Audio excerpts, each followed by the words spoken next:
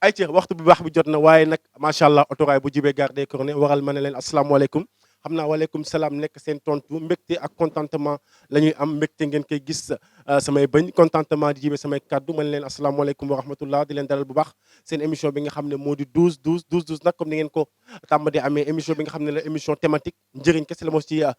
génn ci waral chaque instant du lundi au vendredi ñu indil leen lundi beneen thème mercredi ñu indil leen beneen thème vendredi incha allah tey jii ñu war leen indil beneen thème bi nga xam ne ñëpp fu mu nekk nii amaana ñu ngi koy dund ci côté kër yi ci côté bërëbu liggéeykaay yi ci côté yëpp mbir mi nga xam ne tey jii nii moo ngi metti gars yi di ko dund mbir mi nga xam ne tey jii nii ku nekk yaa ngi koy dund ci anam bi nga xam ne amaana du anam boo xam ne anam bu baax la tey nag suñu Lions yi war a joué ñi nga xam ne tey jii ñoo di Qatar ñu leen di ñaanal yàlla def ndam ñëw Sénégal parce que nag na ma neen ndam parce que coupe du monde bi macha allah dugg nañ ci ak contre ñi nga xam ne tey jii di moo di Hollande ñu jëlee ci défaite waaye nag xale yi maanaam ils n'ont pas démérité parce que joué neen macha allah li nga xam ne moo di si kéemtalaay kàttan waaye nag mbir boo gis jongante boo gis kii day am ndam wala keneen ki ñàkk ndam ci loolu noonu tey ñu ñaan yàlla may ndam incha allah ci kaw Qatar loolu war naa mën a nekk à 13h ñun ñëpp ñu xaar bu boobaa match bi dóor Qatar mën na am 2 wala 3 lu ci mënte am rek ndam la ñuy ñaan yàlla may ndam ci loolu noonu tey suñu thème émission bi nekk li nga xam ne tey ji moo di la jalousie maanaam firange boo xam ne macha allah de manière globale la ñuy wax la jalousie et le charlatisme parce que gis neen ne jalousie wala firange tey jii mooy tax sax nit dem ba benn instant indi li nga xam ne tey jii ne moo di coxor si xolam ba mu tax mu jël mbir di ko teg ki nga xam ne moo di doomu aadama ki nga xam ne tey jii peut-être moom lay jalouser loolu noonu dañ ci amal waxtaan bu yaatu parce que tey gis nañ ne macha allah mu kenn gisee habillé en blanc sëñ Ibrahima Wade tey nekk ko xam ne tey mooy suñu invité waaye nag ki nga xam ne moo di sama co-présentatrice nekk madame Cissé ñu gën koo xam ci maman Mohamed moom comme d'habitude rek chaque jour di ñu accompagner ci li nga xam ne moo di émission 12-12 bi ndax xelam bu sell rek macha allah mais taaram bi nga xam ne macha allah kenn dootu ko natable moom dafa ñëwee verte rek macha allah wuyoo li nga xam ne tey jii nii mën naa wax ne mooy naana mante bu ñëwee soo naana mante aussi ñëw fi nga xam ne moo di première couleur wu équipe nationale du Sénégal mooy verte parce que verte jaune rouge la yow nga démarré ci li nga xam ne moo di verte ñu ngi lay nuyu di la jox sa wàccuwaay di la bàyyi nga ziar ak ñi nga xam ne tey jii ñoo ñu seetaat macha allah xam naa ñoom dañuy am mbégte contentement saa su nekk rek suñu lay gis ak ree bu neex bi ma Kor Samb Kor Cissé ñu ngi lay bàyyi nga nuyoo ziar ñi nga xam ne ñoo ñu seetaan seen télévision bi nga xam ne moo di Ndam TV. merci sunu bi vraiment maa ngi leen di nuyu yéen ñëpp yi toog ci plateau bi maa ngi nuyu aussi suñu internautes yi safoo seetaan Ndam TV comme d'habitude ñu ànd si ak contentement encore une fois comme ni ma koy faral di waxee rek fekkee plateau bi ñuy wax nag si sujet boo xam ne muy jalousie bu doy waar. gis naa sama bopp te commencé guñu mais lu yaatu la. waaw lu yaatu la effectivement lu yaatu la c'est très vaste boo xam ne mën na jóge ci façon bu nekk voilà donc tey vraiment ñu ànd ak contentement fekkee sujet bi mën a waxtaan ci sujet bi vraiment merci beaucoup ak verte bi rek supporter Sénégal ndam rek incha allah loolu la ñuy ñaan xam naa après sëñ Ibrahima Wade ndam boobu moom dinañ ko ñaan fii tëjee ko li nga xam ne tey ji moo di plateau bi mu nekk lu nga xam ne li ñu naan taal na réew li ñu naan tas na kër li ñu naan tas na mbokk li ñu naan reylu na nit li ñu naan rey na nit muy jaloux quelqu'un qui est jaloux je pense que souvent nga dégg nit wax ko nit ne ko toi tu es jaloux mais aussi dañ naan jalouse parce que jigéen ñi tamit ñoo ci gën a doy waar ci loolu noonu xam naa ne sëñ Ibrahima Wade di nga ci am kàddu yu am solo yu nga xam ne di nga ko ci sànni mais balaa boobu ñu bàyyi la nga nuyoog suñu téléspectateurs yi nga xam ne ñoo ngi seetaan di la ziar bu baax di la jox sa wàccuwaay di am respect ci yow di am maanaam cofeel bi nga xam ne am nañ ko ci yow ci barke ki nga xam ne moom lañ bokk muy barke Seydina Muhammad sallallahu alayhi wasallam guy islam nga gëm li nga xam ne tey ji mooy diine gëm li nga xam ne tey ji mooy alxuraanu karim moo tax ñu wóolu la invité la suñu plateau ñu bàyyi la nga ziar ak ñi nga xam ne ñoo lay seetaan. salaamaaleykum wa rahmatullahi wa barakaatu. waaleykum salaam. man la Serigne Ibrahima Wade le serviteur de l'islam juddoo këri kaw yaroo Castor quoi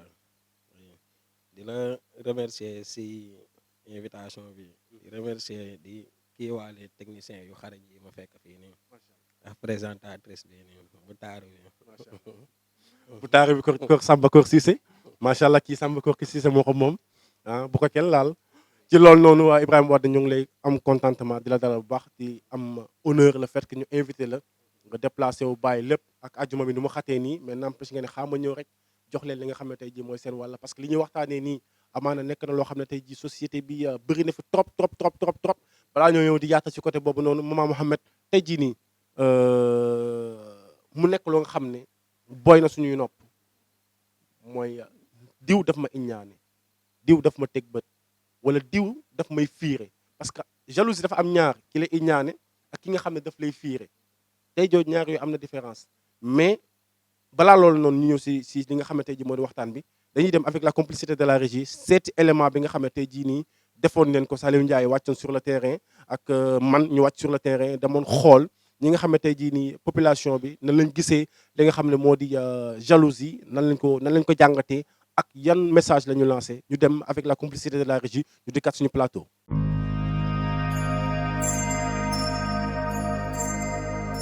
asalaamaaleykum suñu mbokk internet Ndam TV la télévision de la victoire di amaat mbégte contentement di jàkkaarloo ak yéen macha allah tey jii ñu ngi fi nga xam ne moo di rond point cité Socabek ngir indil leen li nga xam ne tey jii moo di reportage bi nga xam ne moo aaju ci jëm ci wàllum jalousie nag mu nekk li nga xam ne amaana ñun ñëpp mën nañ koy dund mais ku nekk nag ak li nga koy dundee waral tey jii nii ñu ñëw am benn samp laaj bi nga xam ne tey jii dinañ ko laaj ñi nga xam ne tey jii nii ñoo nekkee fi nga xam ne tey jii nii moo di Socabek waaw rawatina ñi nga xam ne mooy Jakarta maan yi ba si tey jii suñu paay ak suñu maire ku nekk dinañ la laaj yow tey jii nii lan nga xam li nga xam ne tey jii mooy wàllum jalousie wala gën koo xam ci li nga xam ne moo di firange dañuy dem léegi dëkk leen suñu micro laaj leen ana lan lañ ci xam wala sax ana lan lañ ci dund ay ca mbokk yi ñu nekk comme ni ma leen koy waxoon léegi nekk fi nga xam ne moo di rond point cité Socabek macha allah ñu gisante fi koo xam ne tey jii amaana Baye Fall lañ koy wax Baye Fall nekk fii di daan doolem teg ay café macha allah teg ay peom di daan doolem mais tey waaw ak mbuxulaan nekk loo xam ne ñun temps booy dañ ko daan dem ba bétuwaar di ko wuti macha allah di veillé guddi gi tey fii dafa am mbuxu tamit lépp la ñuy jaay loo xam ne saf-saf la rek ak boo ko dóoree am dara donc lépp si tëngéej la mais tey ñu gis Baye Fall war a waxtaan ak moom ci ban anam la ñu mën a qualifier mbir de firange Baye Fall balaa boobu noonu ñu nuyu la jox la sa wàccuwaay bàyyi la nga nuyu ñi nga xam ne ñoo ngi lay seetaan si télévision bi di Ndam TV. waaw salaamaaleykum ñu ngi leen di nuyu ku si nekk sa tur ak sa sant waaw ñun Baye Fall lañ koy wax nekk arrêt clinique Nabi ci arrêt Jakarta yi nekk feex sunuy rakk ak sunuy mag ak sunuy xarit sunuy am di jàmm ñu ngi leen di ziar di nuyu waa télé beeg waa àdduna beeg ñëpp waaw. tey Baye Fall lan nga xam ci firange boo ñu si mënoon wax mbir wala jox ñu ay misaal ci firange lan lay doon. waaw maanaam firange moom mën na yóbbee nit lu ne te doomu aadama bu ne boo jàppee sa morom ni sa bopp amaana firange du am. doomu aadama bu ne boo jàppee sa morom ni sa bopp doo ko soxoree ba koy firange ñaar la rek maanaam ci wàllum mbëggeel ak ci wàllum am-am doomu aadama dina am yàllaa ko may nga bëgg ko fiiree ba xañ ko nit nag dina bëgg nit tamit ba mu jaral ko mu fiir ndax fiir liñ naan baaxul baax na baaxul ci maanaam boo naree def nit ci lu bon baax na ci nit ki boo ko bëggee bu la neexee nga fiire ko waaw muy ci wàllum yëpp nag muy ku góor keek muy ku jigéen ki mën nga bëgg ku góor sax ba di ko fiiree pour bañ mu def lu bon di ko xirtal si lu baax bañ naan waaw nangam nu mu ko toppee nii fekk ne yoo bëgg gi mu ko bëgg la waaw baaxul nag ci maanaam nga bëgg gis nit muy def lu bon wala muy def lu baax nga koy soxoree nit sax dina gis nit di def lu bon ëllëgee mu dimbali ko mais da koy bàyyi sax muy dox mu xam ne kii fa mu jëm baaxut waaye da koy bàyyi muy dem waaw loolu tamit ci fiiraange la. tey jii ñu gis ne comme li nga wax dugg nga ci ñaari aspect xam naa ne sax li ma doon laaj déjà yow automatiquement tontu nga ko mais ñu gis ne deuxième aspect fu mu nekk moo gën a fréquent Sénégal comme li nga wax nii mooy aspect ñu naan nit li nga ko bëgg ba fiire ko tey jii parce que mbëggeel bay tax mais gis nañ ne beneen façon fiiraange dafa am muy comme li nga wax li jëm ci wàllum alal ci wàllum am ci wàllum melo tey jii ñu gis ne jamono ji loolu ëlëm na réew mi tey jii ban misaal lañ mën a gis ne tey jii nit war na ko mën a mel tey ba nit war koo mën a fiire. waaw maanaam nit ku nekk saa borom yàlla moo la bind te ba mu lay bind ñun ñii sunu moroom yi fekkeewun te bu lay faat it ñun tamit duñ ko fekkee yàlla sunu borom nag daa bind doomu aadama comme ni mu bindee juróomi baaraam yi benn bokk ceeg moroomam turit ci ni ko gars yi di waxee ci français beeg olof beeg nangam noonu la doomu aadama yi bokkee ku ci nekk sa wërsëg saa borom yàlla moo la koy jox doomu aadama mënu la ko xañ li ngay am jiitu na sa judd. yaa may dégg li ngay ñàkki tamit jiitu na sa judd doomu aadama bu nekk dafa war a xool moroomu doomu aadamam ci lu mu ko tanee mu dimbalee ko maanaam man mi ab sagarut nit la boo xam ne aw ma 100 francs dinaa gis sama moroom bi ni Bamba am ay milliards waruma ko soxoree waruma ko iñaanee dama ko war a ñaanal mu yokk yaa may dégg doomu aadama bu nekk dafa war a jàppee moroomam ni boppam maanaam comme Bamba nii ni mu yor ay milliards man ma yor 100 francs Bamba ay milliards am dama ko war a ñaanal yàlla mu yokk parce que yàlla suñu borom moo ko may man mi suñu borom lim ma may loolu laay doyloo waaye àdduna moo demee doomu aadama bu nekk ak xolam man li ne sama xol ak li nekk ci xolu kii ak li nekk ci xolu kii kenn xamu ci ku ci nekk bu jàppee moroomam comme boppam fiiraange du am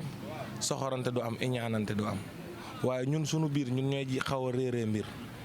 maanaam di topp ay alalu àdduna loo xam ne këyit la yuñ bind ay chiffres am na ku ko fi ëppoon Njuga Kebe la ak ñeneen barki Demba Njaay Mama Yaat génn na àdduna lim fi bàyyi bëri na te amaana yow boo demoon armée la sax di nga jéggi bàmmeelam te du buuse fu mu jóge bu ñuy bàyyi sunu xel ci yàlla rek duñ mës a soxorante duñ mës a iñaanante chaque jour rek li may wax ñiy fiir ak ñiy soxor nañ bàyyi delloo seen xel ci yàlla ne lu am yàlla la lu mënti am si àdduna yàlla la te doomu aadama bu nekk balaa nga xam ne fiiraange baaxul ak soxoraange baaxul war nga ko xam sax ndax saay boo xëyee même boo amee 100 francs xëy suba jëndee ko café Touba ak mbiskit boo génnee di nga daje koo xam ne yaa ka tane dina la tàllal loxo xaw ma ndax yaa ngi bàyyi xel boo génnee 100 francs nga yor de ne man yoruma dara jënd ci kaasu café ak mbiskit génn boo doxee même pas juuti ba nga daje ko la tàllal loxo loolu rek boo ci bàyyee xel li nga xam ne maanaam àdduna du dara barke maam Seera Fall. macha allah kaddu yi rafet na ñu ngi lay jaajëfal bu baax. waaw ñu ngi jégaluwaat bu baax xam nga rek àdduna moom ku ci nekk rek na jàppee moroomam comme boppam chaque jour loolu laay wax ku ci nekk na jàppee boppam comme moroomam ndax ku gontu may la 100 francs ku gontu saagal ndey war nga leen boole parce que tolluwaayu doomu aadama yi la kii lii mooy tolluwaayam kii lii mooy tolluwaayam waaye chaque jour rek yow na ngay xool li baax nga xëcc ko ci yow li bon bul ko daax fexeel mu baax ndax ki bon chaque jour daa bon buñ koy daax rek day gën a bon dañ koy xëcc ci ñun sax même bu lay def lu bon sax nga koy xaw a muñ parce que doomu aadama moom xol yàpp ak deret la yenn saa sax di nga muñ lu metti ba jëkk saa na sax da ngay fayu waaye da ngay bëslanteeg sa xol waaw ñu bon nañ leen xëcc parce que yàlla moo bind te yemalewul waaw man loolu laay wax barki maam Seera Fall. barki maam Seera Fall jaajëf. waaw jaajëf te.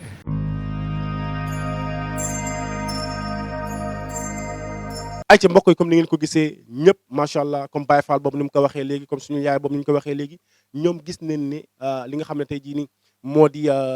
jalousie amul benn njëriñ amul benn sens mais n'empêche ñoo ngi koy dund ñoo ngi koy gis nit ñi di ko dund ak anam bu nekk ni ñu koy dundee ñoom gis nga li ñu indi lool mais ñu ñëwaat suñu plateau gis madame Cissé comme ni ma ko daggee woon sànq ñu demoo woon ci avec la complicité de la régie tey jii nii ñu gis ne loolu noonu comme ni nga ko gisee déjà ñu seetaan ko léegi nii li nga gisee nit ñu ardo ci li nga xam ne moo di jalousie kon yaatu na tey jii bu ñu mënoon tënkal tey jalousie lan lañ ko mën a tuddee lan lañ mën a tuddee tey jii nii ne nit ba ko comporté woo wala mu defee ko rek tey jii mën nañ jàpp ne kii dafa jaloux. D'abord fi may commencer mooy tey bu ñuy wax ci waxu jalousie c'est naturel ci ñun ñëpp am na benn moment boo xam ne ressentir nañ benn once de jalousie que mu nekk ci benn situation que mu nekk envers une personne que mu nekk suñu conjoint wala suñu xarit wala nit koo xam ne sax xamuñu ko donc tey jalousie bu ma koy mën a définir je dirais que benn sentiment la boo xam ne yaa ngi koy ressentir ci nit koo xam ne da nga am ci moom cofeel wala peut-être même les parents wala tey mën nañ ko tuddee envie tey mën nga gis benn nit mu réussir wala lii mu am lii te yow amoo ko benn envie boobu ngay am ci moom mooy retourner ba doon jalousie donc tey benn sentiment la boo xam ne c'est tout à fait naturel ci ñun ñëpp soit da nga koy ressentir wala nga koy wane que ce soit extrême te bu extrême boobu noonu moo baaxul mais tey mën nga ko ressentir mu modéré voilà donc nga xam ne du metti ci yow torop aussi doo sa xol du am benn aigri tu seras pas aigri ba tey mu lay jaral ngay def ñaawteef di ko teg doomu aadama su ma la déggee yaa ngi ñëw ci côté mën naa ne jalousie mën naa ne ko jalousie propre mooy tey jii nii mooy ni ko wolof di tuddee mooy ñee nit ki am nu mu mel mën jàng wala mën sañse wala mën leneen nga ñee ko ba tax tey mu motiver la tey jii pour tey yow nga mën a bëgg mel ni moom wala ba mu mënu mel ni moom tamit nga constaté ki bëgg naa mel ni moom wala tey sa jëkkër ak jabar ay nekk na loo nga xam ne tey jii nii moo gën a doy waar société bi ba tax jëkkër sax yenn saa day être victime ci lan ci nit jabaram jël benn marbit bu tàng jëpp soode ko parce que pourtant bëgg na ko loolu noonu lan nga ci mën a indi yow mi di jigéen te xam li nga xam ne moo di wàllum fiiraange. boobu mooy bu extrême bi. Mhm. parce que tey boo nekk ak sa jëkkër wala nga nekk ak sa jabar nga wax ni kii bëgg nga ko donc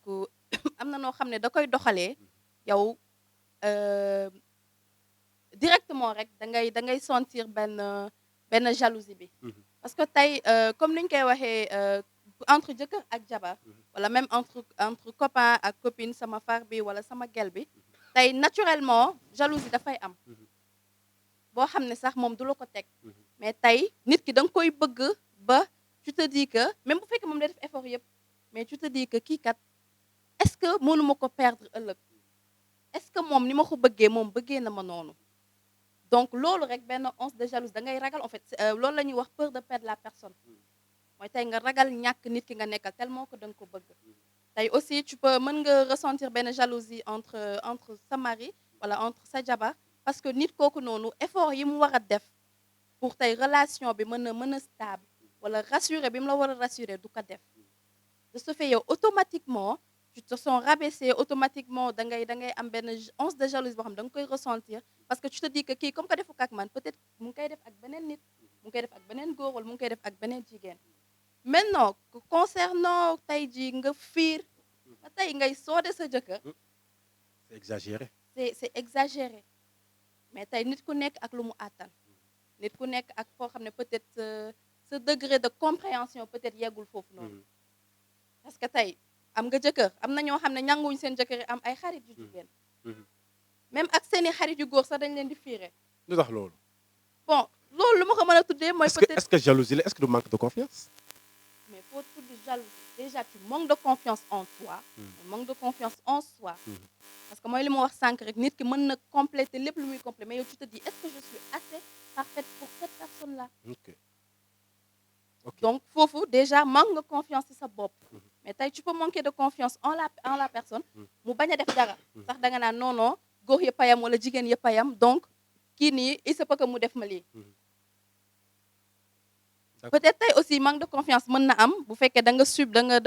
mës a dund benn tromperie benn trahison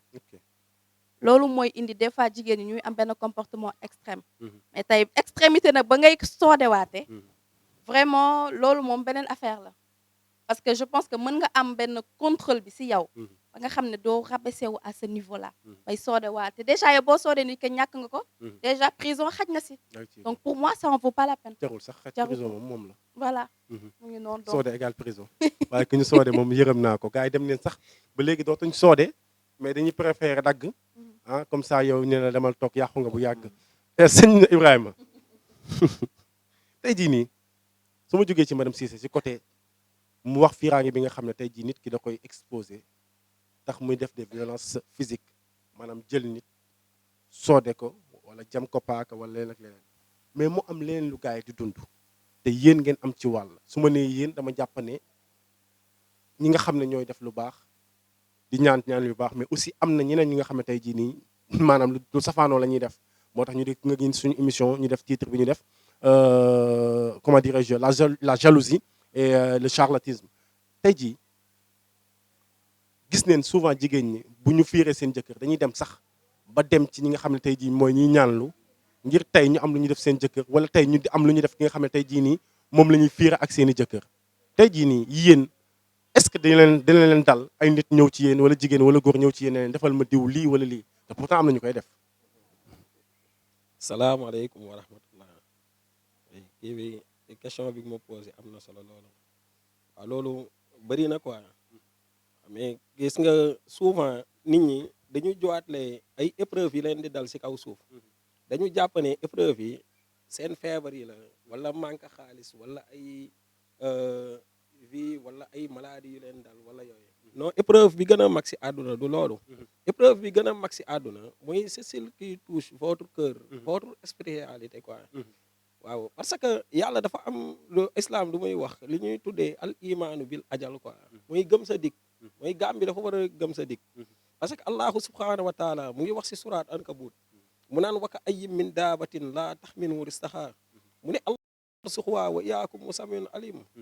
mu ne bëri na luy dox loo xamante ne su añee mënul garanti reeram tey weñ bi lay romb nii wala yoo bi amul fenn fu mu téye ndekkeem añam wala reeram te bu xëyee dina añ reer ndekki jox njabootam yi añ reer ndekki man doomu aadama rek laa gis wërsëgam jaral ka mu yaaxa àllaaxiraam te souvent damay dégg olof njaay mu naan soxor yëpp yàlla la quoi soxor te tey moo jalousie tey jii boo si doon dugg mën nga dugg si ay parties yu nekk dafa bëri li nga wax nii dëgg la c'est pas parfois dañuy ñëw di la proposer ay xaalis pour nga liggéeyal ka ab ñi tax yooyu mais tey jii tey am na koo xamante ne imaan bi muy jaral loolu tey jii bu demee amaana bu demee si sëriñu charlatan bi proposé ka sax jinne bi sëriñ boobu sax moom mooy yàkkamti loolu parce que yàlla dafa am ñaari xalaat yu mu jox nit dafa jël dafa créé ñaari xalaat yàlla benn bi mooy ñaari xalaat la yàlla créé te bu mu créé ñaari xalaat jël benn xalaat bu positif bi ñuy tuddee Saint-Esprit jël ko jox ko doomu aadama bi jël beneen xalaat bi jox ko jinne yi ak animal yi léegi ji yàlla xalaat jox ko jinne yi ak animal yi bi mu jël jox ko nit ñi mooy Saint-Esprit jël beneen xalaat bi jox ko jinne yi ak animal yi tey nag doomu aadama bi ñoom ñoo jël Saint-Esprit bi sànni ko fële ne ko yàlla soxla wuñu lii dem jëli xalaatu jinne ak animal yi jël xalaat yooyu dugal ko seen bopp yi parce que tey maam aadama mësuloon xalaatu jinne la tey moom la nit ñi jëw xalaatu jinne la moom la nit ñi yor sos xalaatu jinne la soxor iñaan parce que yi ma la cité nii yëpp maam aadama mësul woon yor genre kii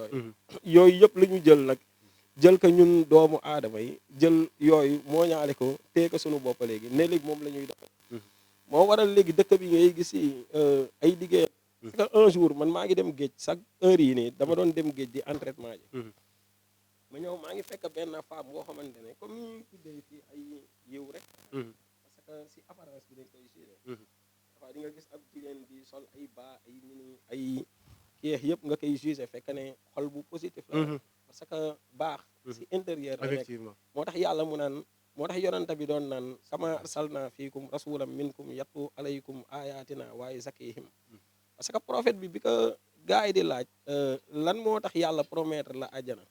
mais c'est pas il a ajouté des nawafil yi priez pas toute la nuit il dit quand je me couche mu ne j'ai rien dans mon cœur contre mes frères mu ne j'ai rien contre eux je nettoie je me purifie léegi bi may entraînement ma gis benn femme micro bi benn femme bu téye si loxo bi ay affaire nii quoi mais man leer na ma ne li mu téye noonu ay liggéey la c'est la ay taxaw di ko xool mu dem sànni liggéey yooyu si biir géej gi quoi après si laa duggaat si biir ndox bi am lu ma fas yéene si ndox bi liggéey yooyu noonu toj imaginel tey jii te femme bi ni ma ko gisee noonu habillage boobu mu yoroon nga naan ku baax la ku sell la ku sell comme yiw yi gars yi di wax nii rek di naxaate fekk saay-saay la léegi nag kooku naroon na feebar wala mu ba feebar bi yóbbu ko ay àllaaxira te kooku noonu feebar bi yóbbu ko àllaaxira te du ñu mës a imaginer ne femme boobu la te tey jii li nga wax li nga développé nii lu tax tey jii mu am solo mooy déjà bu ñu la déggee mooy ki nga xam ne moo ngi jalousie nit ba mu jaral ko mu dem di liggéey nit mën nañ jàpp ne ñàkk imaan la dañ jël xel bi nga xam ne moom la leen yàlla jox ak xol bi sànni ko fële dem jël bu seytaan dem sax ba tax ba di siñanteeg seytaan pacte parce que tey jii bu fekkee ne da ngay dem si nit mu liggéeyal nit parce que yow tey jii seytaane boobu mooy jël soit mu sànni nit ngelaw wala mu sànni ko feebar wala mu sànni ko yeneen ak yeneen ak yeneen tey jii nii su ma gisee ne Sénégal ñoo ngi def mbir yooyu noonu mais yow déjà yaa ngi ñëw si ki nga xam ne tey jii nii rek moom moo ko def mais ki xooy defal tamit kooku lan mooy atteem waaw xam nga ki kay defal man pour man loolu état bi état bi ak société bi état bi loolu bu moo si waroon jóg jëloon comme li ñuy naan dañuy criminaliser ay góor jigéen ak yooyu déedéet leen na li ñu waroon gën a criminaliser mooy njabar parce que tey boo leen xoolee ay Arabie Saoudite ay yeneen dëkku arab yu bëri ay Qatar boo xoolee njabar amu fa parce que bu ñu jàppee benn njabarkat den kay rey tey jii ñooñu boo leen jëloon nii criminalisé woon leen nga ne lii kuñ si jàpp dineen la rey wala dineen la teg genre sanction yi wala daan yi dina tegu sa kaw nii nit ñi dootuñu amati si ay charlatan yi ñuy def mais est-ce que ñoom tamit état bi tamit ñoom comme li ñu déggee même bu dul état bi sax bu dee politique si de manière globale ñoom ñooy njëkk a nekk di def affaire yooyu noonu seen biir mais est-ce que ñoom dinañ ko mën a criminaliser am na tey buñ ko criminaliser ba loolu amatul micro loolu amatul ba loolu gisatuñ ko fi nit ñi dootuñu amati fu ñu demati waaw parce que nag yàlla aussi wax na mu ne nit ñi li nga wax tamit lu am solo parce que yàlla mu ne nit ñi ni ñu mel njiit yooyu rek la ñuy mel parce que tey jii boo xoolee dëkk bi li fi gën a dox yëpp affaire u charlatan ay affaire u njibar ay naxaatekat yu bëri ñoo ngi fi commencé di dafa bëri lekk xaalis dafa bëri man gis naa temps yi benn sëriñ bu ñuy naan ay buzz bi temps yi tur bi laay fàtte nii Karamba Karamba boobu kooku charlatan la dafa signé ay pacte avec le diable tax danaan day woote may naan dégg sama ñu jinne naan day gagné ay xaalis ay pari ay pari Karamba boo leen toogoon léegi mën naa waat si alxuraanu karim mu daaneel la ab 1000 francs wala 2000 francs man mocca naa ab benn jinne bi ne ma pour bu ma ko bàyyee si yaramu ni vidéo yi ngi nii boo leen bëggee moo leen ko sama téléphone après den ko jël yooyu jinne bi ne ma boo ma bàyyi si yaramu xale bi naa la jox 150 millions mais sama iman mayu ma loolu parce que xam naa ne man li ma war a lekk ak li ma war a naan loolu yàlla dina ma ko jox parce que nit wërsëgam doo lekk lu dul sa wërsëg parce que man li ma war a lekk te sama wërsëg kenn mënu ko lekk ku dul man mais ñooñu nag dañ dem ay Karamba yi dañ dem signé ji ay pacte avec le diable waa dem signé ji ay pacte avec le diable mais alal jooju noonu lépp lu mu si munti tabax du ko utilise du si jariñoo moo tax muy taxaw naan sama jinne yeeg sama jinne yi donc loolu pacte moo koy def amul benn jinne dafa dem signé pacte avec le diable amul jinne gisul jinne parce que yàlla mu day wax si benn aaya mu naan allazi yaraakum huwa xabilul bil xaybi lan taraani mu ne il faut voir au sein fu na les voyez pas jinne yàlla da ko sàkk si benn melokaan boo xamante ni pour gis que doomu aadama antanul loolu wala képp ku lay naan sama jinne yi rek mais li nga moom da nga koy gis sama téléphone bi maa ngi ko moom maa ngi koy gis ah nit ki li nga moom di nga taxaw di jàkkaarloo moom gisuñu ko tey jii ñoom dañuy dem signé ji ay pacte dañuy taxaw nag di def ay mascarade xam nga nit ñi amuñu parce que tey nit aaruwaayam dëggante laa njaay mooy xam-xam te nit ñi àgguñu foofu noonu amuñu xam-xam ba pare àgguñu si wàllu am xam-xam boobu pour mën a aaru ba pare manqué fa ay capacité moo tax nag dañuy yomba nax effectivement day doy waar macha allah li nga développé am na solo parce que tey ku la déglu rek di nga xam ne lii mooy dëgg madame Cissé lu tax ma dem foofu noonu ci moom parce que bëri na ci jigéen ñi nga xam ne tey jii nii boo demee ci charlatan yi rek li nga fay fekk ci jigéen doo maanaam sax boo fa demee sax amaana sax ay jigéen kese nga fay fekk ñu toog di xaar sama wujj bi sonal na ma sama doomu wujj bi bu mu fi tekkee sama jëkkër joxal ma ko ñaam joodoo ainsi de suite la plupart jigéen ñi ñoo gën a def loolu noonu tey jii nii est-ce que tamit benn instant lu tax Sénégal fu mu nekk bëri ay mën naa ne faux mara bëri ay charlatan yéen jigéen ñi waraloo leen ko yéen jigéen ñi parce que doo fa dem mais yéen jigéen ñi dafay def de manière globale. non si ñun jigéen ñi parce que man tuddeewu ma loolu sax jalousie ma loolu soxor laa ko tuddee ci beneen forme jalousie bi la. ci beneen forme jalousie bi la Ok. mooy extrême bi mais bu demee ba extrême da ngay mujjee bon da ngay mujjee soxor parce que boo demee ba yàq sa moroomu jigéen nax lan góor des fois dañ koy jël ko prioriser sax si wujj yi mais si biir kër gi entre frères et sœurs des fois kii gis ne sama frère bi kat ëppale na ma lii wala sama frère bi kat jabaram lii wala sama sœur bi jëkkëram lii mu jaral leen ñu dem ci sëriñ pour ñu mën a yàq loolu yëpp et sunu bi bàyyi jigéen ñi mais ça existe aussi chez les hommes mais ci jigéen ñi laa njëkk xamul tam dama bàyyi jigéen ñi parce que boo demee ci bërëb amaana bon ñu fay dem naturellement li nga fay fekk ci ay jigéen d'ailleurs li ñu wax ñoom sax ñoo koy wax li ñuy recevoir ci ay jigéen duñ ko recevoir sax ci góor te maanaam jigéen ñi ñooy tëj dëkk bi jamono jii nii charlatan instant yi jigéen ñi ñoo leen di fay te après xam naa sëñ bi dina ñëw ci beneen kàddu naa fa ñëw ci yow mooy dinañ dem sax ba jigéen ñoon jaral leen ñuy joxe seen bopp ñi nga xamante ne jii nii ñooy charlatan yi pour am li ñu bëgg effectivement kon c'est ça devient plus grave ça c'est très grave c'est très très grave mooy li ma wax sànq rek nit booy dem bay yàq sa moroomu jigéen wala ngay dem ba yàq sa frère wala sa sœur na jéemal nga xoolaat sa bopp parce que àdduna bi je pense que jeex na ba pare dara jaru ko fi jëkkër jaru ko far jaru ko am jaru ko ça en vaut pas la peine te effectivement jigéen mooy li ma wax sànq jigéen ñi ñoo leen di fay actuellement waaw foofu ñoo parce gën a que mën a xaalis bu weex tal la ñuy teg waay seen jalousie dina dem ba toll benn instant boobu duñu gis dara lu dul juste naa détruire kii naa ko fi génne parce que tey bu ñu jëlee par exemple wu ji jàpp nañ ni tey kat sama jëkkër comme que mu ngi keneen xaalis bi du ñëw wala attention bi ma doon jox day dem wala tey jii nii kat mën na construire autre chose boo xam ne construire woon ko ak man Wala mu est-ce que gënu ko bëgg wala mu jàpp ne sax daf ko tuutal takk jël keneen moom matawul voilà place am loolu yëpp daka loolu tamit xalaatu jigéen la c'est très naturel mais tey nit ku nekk da ngay xool noo koy positiver nit ku nekk da nga koy xool nooy rafetalee tey jii kat sa xalaat rafet njort aussi. bañ a ñaaw njort. bañ a ñaaw njort entre sœurs aussi ça existe. milieu de travail yi aussi entre jigéen ñi da ngay gis façon xeex bu nekk. waaw comme ni nga ko gisee léegi nii madame Cissé nga wax ko déjà am na li nga xam ne tey jii nii moo gën a doy waar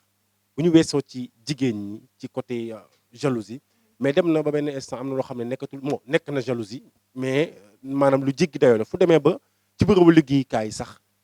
ci marché yeeg fépp nit war a mën a am gis moroom nitam di jaay mu ne dama soxor kii moom mooy ëppale ainsi de suite xam dem liggéey ko mais est-ce que loolu tamit benn instant ëppul jalousie. jalousie extrême bi sunu bi comme ni nga ko waxee sànq rek loolu mooy indi soxor bi mooy indi iñaanante bi si suñu biir tey si biir liggéeyukaay tu vois même am na ñoo xam sax dañuy jalouser boss bi le patron celui qui t'a embauché nga ne yow da nga koy jalouser ne da nga koy jéem a liggéey. te moo la jël pour nga liggéey te moom moo la jël moom xamoo nit ki nan la def ba construire entreprise am. xamoo fu mu jaar xamoo sacrifice yoo xam ne moom la def. yow mu embauché la. jël la teg la ci wetam ngeen di liggéey mais yow tu vois gis nga tey fortune am ni muy yokkoo gis nga tey entreprise bi am na tour ci dëkk bi tey tu te dis pourquoi pas man waruma nekk ci place am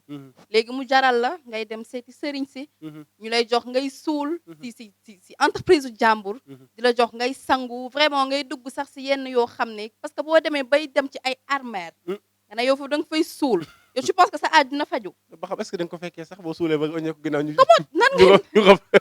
ñu rawaat la yóbbu. bu ñu la xëccee yóbbu looy wax yàlla lan ngay wax. est-ce que sax yow boo tëddee di nga nelaw. loolu yëpp man je pense que jalousie la ok mais tamit soxor la. loolu c'est de la méchanceté gratuite. voilà ci loolu noonu c'est de la méchanceté gratuite sëñ bi tey femme bi comme ni mu ko waxee rek mooy madame Cissé loolu yëpp amaana ñu koy def mën naa ne seen pekk lañ nekk tey jii en tant que. koo xam ne tey jii il se dit serviteur de l'islam est-ce que tey du def ay jéego tey jii nii ba mu mën a dindi loolu noonu tey ki nga xam ne tey jii am na problème yooyu noonu tey mu ñu dim wala tamit dafa am yoo xam ne yu tëla parce que tey nit bu ñu ko defee benn affaire mu jàpp est-ce que ñàkk aar boppam la wala est-ce que tamit moom nekku ci ba pare moom ñu sokkaa nekkal moom micro tey jii souvent li dal nit ñi souvent lu si bëri soit que ay nit dañ leen liggéey wala ñoom seen parents yi ñoom ñoo signé woon ak pacte avec le diable. ok waaw wala comme sànq li ma la doon souligner si ay kaawu karamba yooyu noonu. tey par exemple dina si am wilaya parce que nit ñi ñu ngi daw di ka dari ji. muy kii wax yooyu. mais conséquences yi ay njabootam ñoom ñoo koy sibéeri ji. ok souvent da ngay gis ab nit sax day ñëw feebar. ngay ñëw mocc jinne bi détecté ko sax jinne bi ne la moom maamam la quoi moom ça veut dire que ne moom ay maamaati maamam la daan liggéeyal maanaam moom pacte la woon quoi te jinne du gaaw a dee quoi jinne day dunda ay 800 ans yooyu ay 800 ans la jinne di dunda parce que ñoom yàlla da leen sàkk si ñaar yi ñuy gudd fan ba pare dañuy gudd fan ba pare yàlla da leen sàkk si gudd fan ak rapidité ñaar yooyu yàlla da leen kamay quoi ñoom dañuy dund ay 5000 ans am na ay jinne yoo xam ne temps wu yonante yàlla Souleymane ba tey jii ñu ngi dund waxuma yonante bi de temps wu yonante yàlla Souleymane ay Jésus Christ ba tey jii ñoom ñu ngi dund quoi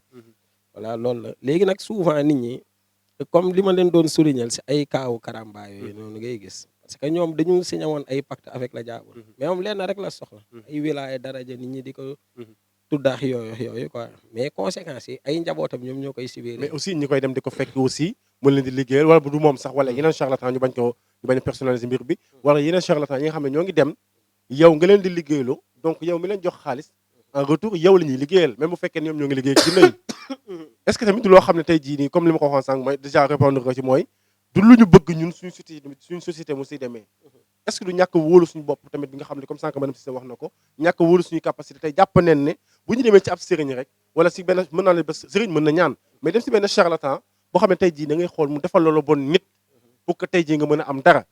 donc je pense que bu boobaa ñun population bi ñun ñoo njëkk a doy waar bien vrai sëriñ charlatan yi xaw neen doy waar mais ci loolu noonu est-ce que tey jii mës na la arrivé yow nit ñëw proposer la xaalis bu weex tal ne la liggéeyal mu diw wala diw non bëri na parce que kaaw soxor micro bi parce que da ngay gis si benn entreprise tey jii par exemple nit day nekk si fonction bi ëppale kii benn fonction kii naan man maa ko ëpp diplôme lu tax mu may gën le poste bii nii loolu sax day duggaale si domaine soxor quoi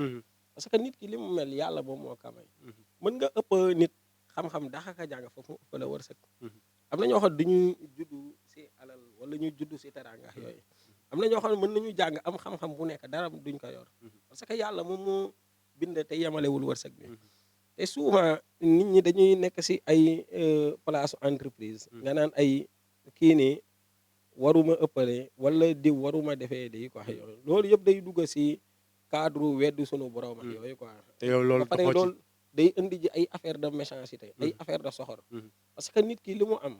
yow yéen ak yow defal sa cër rek fexeel nu entreprise bi di doxee rek parce que entreprise bi lépp lu muy gën a dox rek sa teraanga di gën a jóg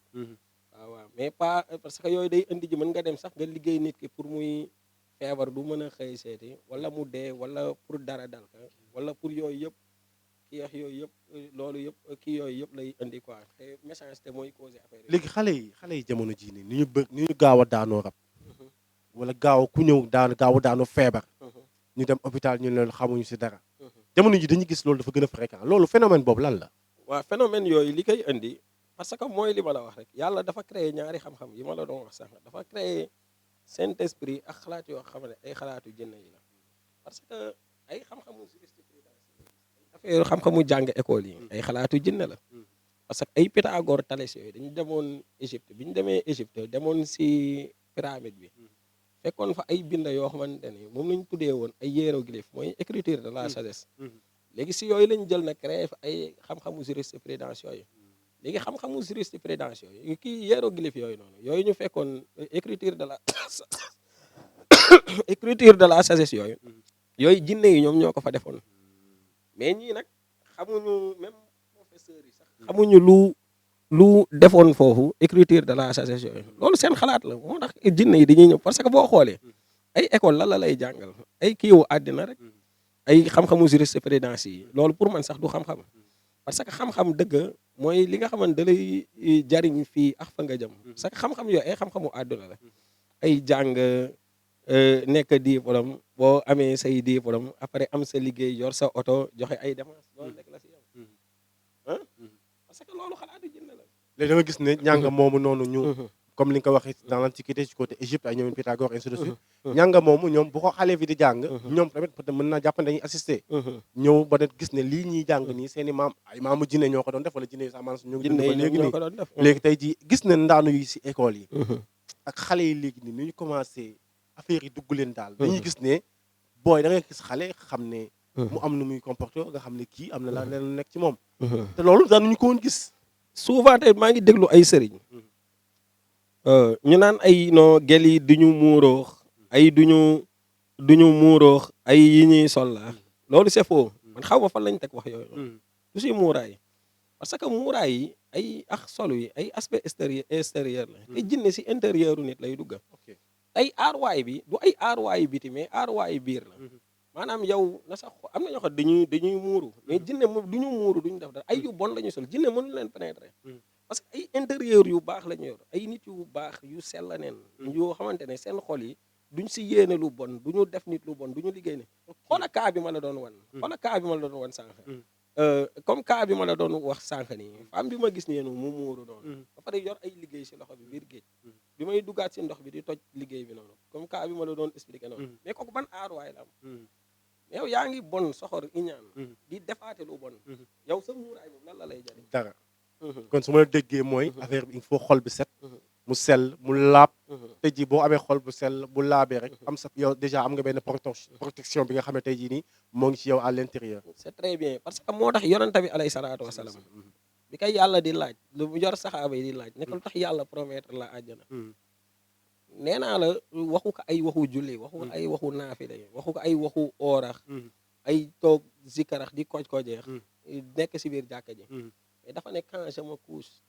j'ai rien dans mon cœur contre mes frères mu ne j'ai rien contre eux je nettoie je me purifie c'est ça kama arsalna fiikum rasulan minkum yatlu alaykum ayatina waaye zakihim mu ne ce livre là il est pour vous purifier quoi mais purifier c'est quoi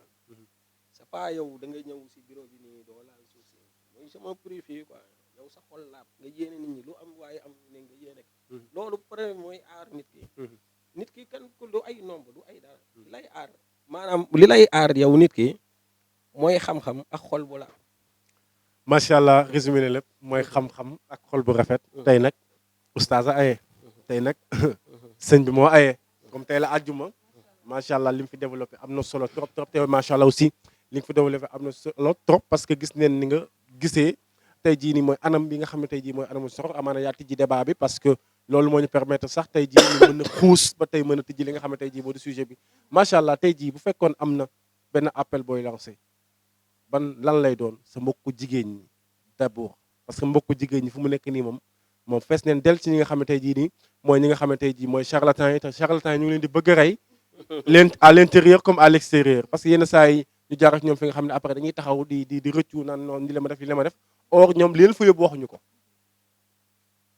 donc voilà sunu bi tey su ma amoon lu may lancer rek que ce soit jigéen ñi que ak ku mën ci doon mooy que tey ñun ñëpp xam nañ ne naturel jalousie lu naturel la si ñun. parce que tey juste damay joxe benn exemple tey mën nga ànd ak nit ngeen doon ay xarit nga yéene ko lépp ngeen di waxtaan. vraiment amu leen benn boo ngeen bëggante nag am benn complicité ba bu ñu leen gisee sax ay mag ak rakk yéen sax ay sœur de cœur ngeen di tuddee seen bopp tellement que c'est seen confiance bi ngeen am seen diggante tellement que ànd bi rafet na vraiment te amu leen dara loo xam ne yéen a ngi koy nëbboo mais tey des fois yàlla da lay teg benn problème nattu donc ngay toog di am lu metti di dund lu metti alors que yow sa xarit bi mu ngi ça va quoi alhamdulilah yàlla dimbali na ko lu mu dugg mu anku lu mu bëgg tey mu am ko wala peut-être côté richesse tey bu ñëwee des fois sax moom moo lay aider ci benn côté donc tey kooku noonu yéene woo ko dara lu bon bëgg nga ko ba fa bëgg yam mais tey tu te dis au fond de toi pourquoi pas moi lu tax man li mu am nii man awma ko ku muy góor di jigéen pourtant du soxor bonoo de mais peut-être da nga ko envie tu envie cette personne là mooy ñee bi tey nag doo ko def dara lu ko naqari mais tey moo tax ma wax ni jalousie c'est quelque chose de très très naturel en nous que ce soit muy doon nos frères suñuy sœur que mu ne suñuy jëkkër suñuy jabar vraiment lépp loo xam ne daal mënuñu ko supporter nañ ciy jéem a waxtaan ak ki nga ko séqal tey nga am xarit bëggoo sax mu am beneen xarit surtout ñun jigéen ñi suñu amee ay xarit bu amee copain sax naan non moom faaleetuma woowatuma comme avant daanuñu génn léegi bu waree génn copain bi lay àndal génn voilà fiirange boobu noonu c'est pas méchant donc da nga ciy waxtaan ak sa xarit bi ngeen soxante xalaat tey bu lay rassurer mu rassurer la voilà donc ñun jigéen ñi vraiment nañ def attention aussi nañu raxas xol yi vraiment lépp lu am rek ñu xam ne peut-être ndogalu yàlla la buñ ci dugal benn charlatan wala ñuy dem di jaay suñu ngor wala tey sax ñu yegg foo xam ne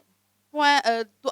am retour effectivement dem ba ay regret duñu si fekk porte aller sans retour voilà bu gore ba voilà porte aller sans retour boo xam ne musiba la bien sûr donc vraiment loolu laa amoon lu ma leen di lancer c'est très naturel en nous mais nañ ko jéem a rafetal et puis aussi qu'on ñu jàng nu ñuy contrôler wu et puis qu'on ait confiance en nous que muy jigéen muy góor ku ci nekk li nga am na nga ci doylu voilà donc nga wóolu sa bopp xam ne sa moroom li mu def fi mu jaar ba liggéey ba am li mu am yow aussi tu peux faire la même chose bu si yàlla jàppee ñu xam ne lépp ndogalu yàlla la voilà mais tey toj nga sa verte Sénégal rek ku la sonal ndam rek wala Samba Fajar waaw loolu moom dafa leer Samba Abidjan wala Samba Agel mais bon déjà Ibrahima moom li mu wax nii mooy tey jii nii loolu yëpp il faut que nit ki pour mu mën a supporter loolu yëpp il faut mu am iman il faut que xol bi sell xel mi sell tey jii ci loolu ñu bàyyi la nga tàggatoo ak ñi nga xam ne ñoo ñuy seetaan tàggatoo bu dul tàggatoo nag normalement incha allah émission bu bees dina ñëw émission bi nga xam ne ñoo ngi ko tuddee Fajtal rek Saliou Ndiaye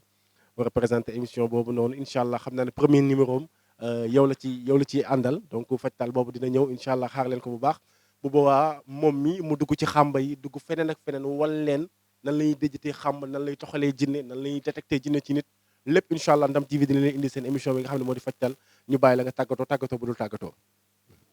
waa léegi nit ñi temps yi aussi maa ngi leen di ñaax quoi si ñuy dem si ay sëriñu charlatan yi parce que damay dégg souvent nit ñi dañ dem ba si biir wóolootuñu ay affaire u sëriñ parce que da ngay gis sax nit sax buy dem si ay sëriñ xalaat ne sëriñ bi boo demee daf lay sàkku daf lay tëddee daf lay kiyax yooyu si am na sëriñ ñu bëri ñu koy def parce que bëri nga ay maître coranique yu ñu jàpp si kaso bi ñu naan ay dañu dem tëddee seen taalibe yi wala ñu naan laan dañu kookox yooyu si dëgg la parce que ñooñu ay njibarkat lañu ay saytaane la ñuy liggéeyal dañuy nekk si kar saytaane ba pare bi du ay acte pédophile tamit pour nit ñi xam loolu képp koo gis mu tëddee ay taalibeem wala mu jël ay gel di ko tëddee ñoom du ay acte pédophile dañuy liggéey ay jinne sayaatin léegi jinne saytaane après boo ñëwee il faut que mu sant la benn affaire boo xamante ne da ngay masque yo ka mooy da ngay mooy yàlla léegi nag si biir mooy yàlla boobu ngay mooy yàlla jinne bi loolu graatam da siy gën a yokk quoi te boo ko si karee bu ñëwee da lay naan pour nga def li foog nga jël ab jabaru jàmbur nga tëddee ka wala pour nga jël benn xale boo xamante ne ay 12 ans la am ab mineur la nga ñëw yàq àddinaam wala nga détourné ko wala nga def ko li yàq loolu voilà léegi nag des fois di nga gis benn femme dem di faju ji dem seeti ab sëriñ bi nekk man pour ma defal pour lii àddu foog ma tëddee la si exactement parce que sëriñu charlatan boobu day liggéey ab jinne bu bon ab jinne yéefar bi moom moo ko sant loolu noonu mu koy def te da koy def macha allah léegi moom nag yow yaay bu la ko waxee nag sëriñu charlatan boobu yow yaay xool boo ko nanguwee yow sa affaire ba xam jaral na la ko wala jagaluloo ko boo ko nanguwee yow tëjal sa làmmiñ yow yaa dem si moom tegu la jaase liggéeyu la defu la dara souvent tamit ñi muy dal aussi ñu ëppari ñu muy dal mooy jigéen ñoo xam dañ nekk si ay genre sëy quoi nga jigéen dafa gëm ay affaire u nawle sama nawle yi am neen doom ñu leen di nekk si ay kër ñu leen di stigmatiser day dem ba day ancré wu benn genre stress seen bopp yi quoi te stress c'est la cause de tous les malheurs quoi ñoom lépp lu leen sëriñ ñi wax rek souvent rek ne la lii boo kii rek da nga koy faj moo tax képp ku si moytu da nga moytu ay sëriñu charlatan yi ngay gis ay sëriñu njabarkat yi ngay gis li lay wane du ay feebar du ay problème mu jigéen parce que sëriñ yu bëri yu koy def boo demee am neen ay ñeenti jabar ay ñetti jabar kooku faalewul ay affaire u jigéen jinne yi ñoom ñoo leen koy sant analyse bu gën a pertinent jinne yi ñoom ñoo leen koy sant ngalawaay yi bàyyi leen sëriñu charlatan yi jinne lépp lu mu la defal dinañ ko fay que ça soit mooy ki dem utlu fa ay ñaana te tamit am na lu ma fàtte woon wax si jigéen ñi quoi dañuy dem ay sëriñ ñu naan non dañu bëgg a ñaan bu ñuy jubaat leex seen jëkkër ñaan bu lay jubaat leex sa jëkkër amul ñaan bu lay jubaat leex sa jëkkër amul loolu liggéey la dañ koy dem rek di ko rafetal naan pour jub kon liggéey la du ñaan liggéey la du benn ñaan parce que booy ñaan yàlla ngay ñaan dëgg la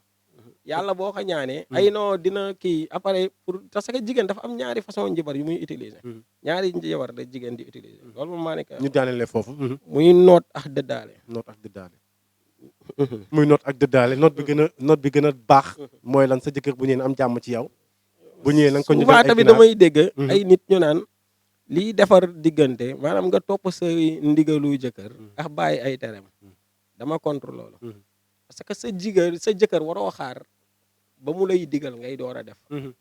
waroo def tamit lu la sa jëkkër di tere aussi macha allah sa jëkkër bu agsee yow utal ndox mu sedd may ka mu naan nga teeru nga xool yow sa jëkkër war nga xam lan la bëgg a lan la kii yëpp nga siy nekk di si wax